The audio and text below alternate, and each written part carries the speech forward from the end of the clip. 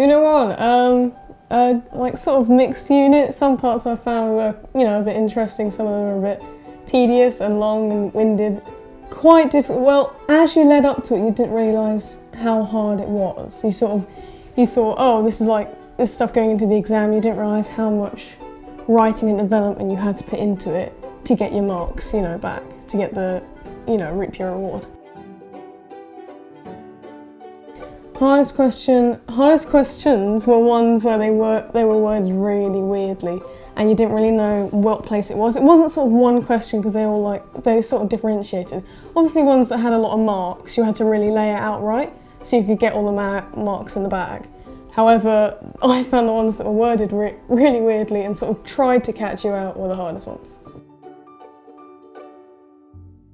Easiest questions were definitely ones where you had like an acronym, or like things where it was just 1 mark answers, obviously, because once you know the material, you can just bash it out and that's it.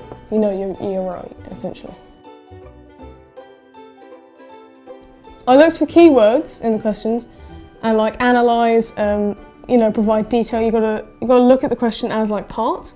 Also, when it says a certain like thing, you've got to really think, what case study is this? Because once you've got your case study, you can like ramble on about it and get the marks, right?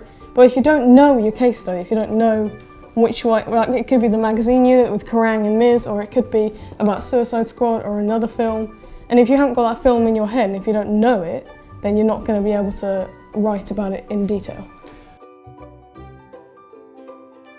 Go past papers and keep on doing the questions, especially the long ones where you want to plan it out.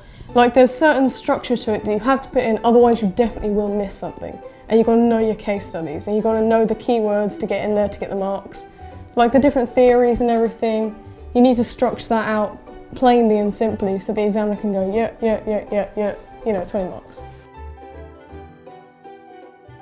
Put a lot on your blog because you'll need that revision for the exam.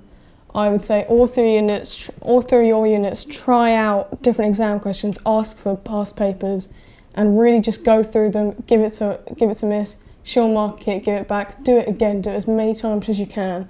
Because then whatever they throw at you, whatever question they throw at you, you know a lot of the material of the exam.